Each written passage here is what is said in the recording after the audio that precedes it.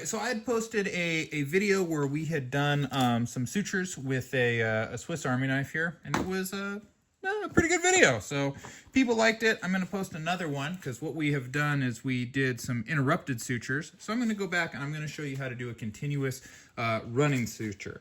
In a medical setting, I would be using instruments like this, where I'm using the needle manipulation here, but I'm using this tissue forceps to actually approximate the edges of the wound.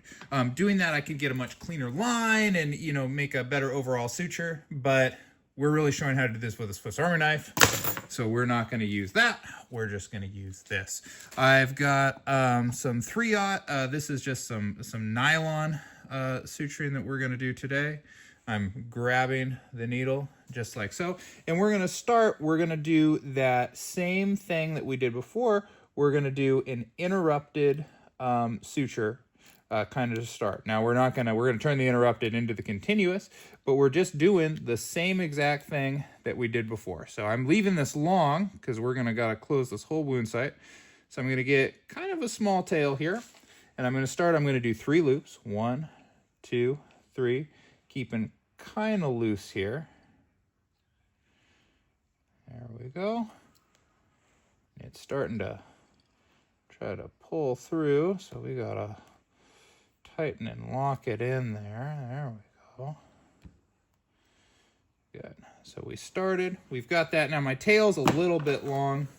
I'm going to go ahead and snip that tail. Just get it out of the way there, just so we don't suture it into our wound site.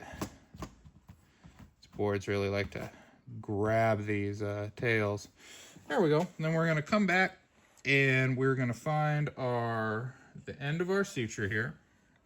And we're going to just try to go through, and we're going to just go down the line doing that same motion, except this time we won't tie it off. So I'm coming in, I'm taking a bite, coming into the other side of the wound here.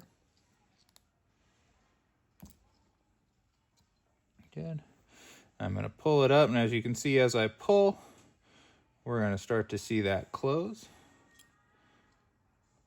I kind of like to get the first one in and started, and then I go over to the next one, and I'll use that one to pull the previous one taut. And what that does is it makes it where I'm not putting too much stress on the wound at any given time. We've got kind of caught up in the other suture. Good.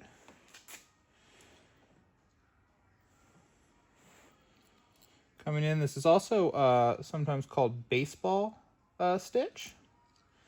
So you'll hear it called baseball stitch. You'll hear it called continuous or just running suture. There we go. And you see how I'm pulling the edges there.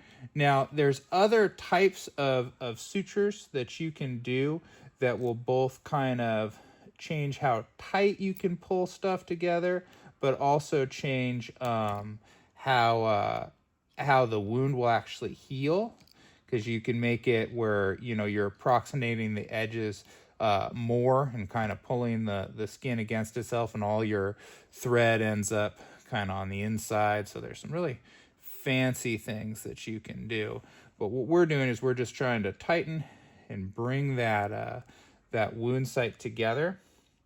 What's nice about this, and I'll show you at the end, if we have some places that we don't love, we can actually just kind of come back and add a continuous suture, a interrupted suture over the top of our continuous suture to kind of pull it tight in an area where it might not be as tight. So I'm pulling it here, and I'm just getting it. To close, you can see I kind of ripped out there, so I'm going to just redo that bite here. That happens, so I'll take it just a little bit further in. That's where those tissue forceps kind of come in handy. The medium that we're working on is a little bit different than actual skin.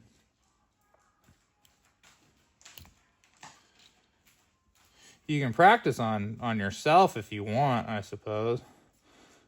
No, I'm kidding. Don't do that.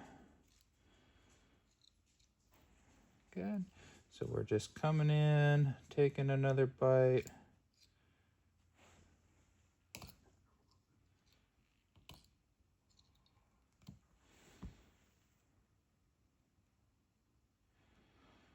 Again, hopefully you're never in a position where you need to do a big, long, continuous suture using a Swiss Army knife. But, you know, it's just something that you can do.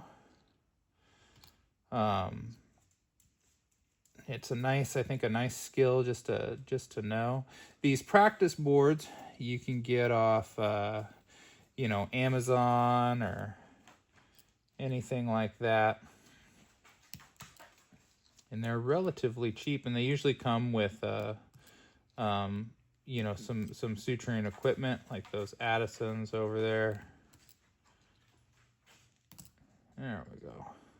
Okay, so we're getting kind of to the end. So what I'm going to do is as I pull this one here, and I'm getting caught on that interrupted again, I'm going to leave the loop up. And the reason I'm going to leave the loop up is the loop is now going to function as my tail. So I'm going to use it to tie off. So now just think of it as we're doing another interrupted. Okay, so I'm going to come in and I'm going to, you know, take my bite the same way here.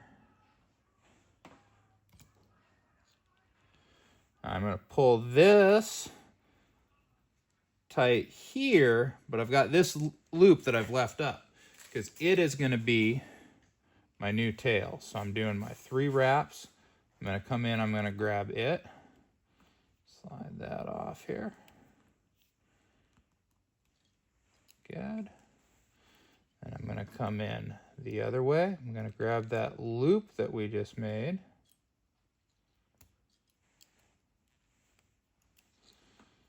I pulled out. So there we go. So we'll go 3.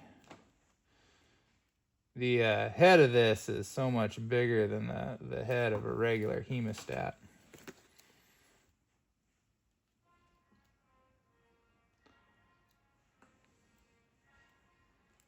Okay, so I grab that.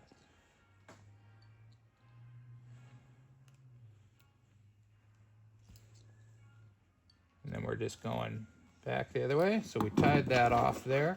So now this is our tail here, and we can cut that loop as well. Now, if we go in here, we can see that my wound approximation on this side looks very nice, but we're pulled out a little bit here. So that's where we can actually go back in and just add an interrupted. You know, if we need to tighten the suture up, this is something that's very common to do, especially if you're approximating a larger wound. You know, you might not get it all the way. So we're just going to come back in and tighten it up with some simple interrupteds. So I found a spot that I don't love. Coming in here, I'm going to do my 3 loops. I'm going to grab, pull that in there. Going to grab, pull that in there. Good. So now I've got the wound a little bit more approximated there. And, you know, I could go back and I could add, you know, additional suturing over here. I could even go back the other way and kind of do another continuous. That could be something that I might do if I go one way and then I'm not in love with it. I could go the other way. Now, the other thing that you could do is you could just learn different types of sutures. I don't usually use this continuous because you have to keep applying tension throughout. Instead, I'll do what's called a locking suture or something called a mattress. And doing those will actually help to close that and keep the tension as I'm doing the next loop in there. So that's a video for another day, but this is a simple continuous running suture or what's called a baseball stitch, and it's something that you can add additional tightness by just going up and adding interrupteds. So again, just doing that with a Swiss Army knife. So one of the many things that you can do with a Swiss Army.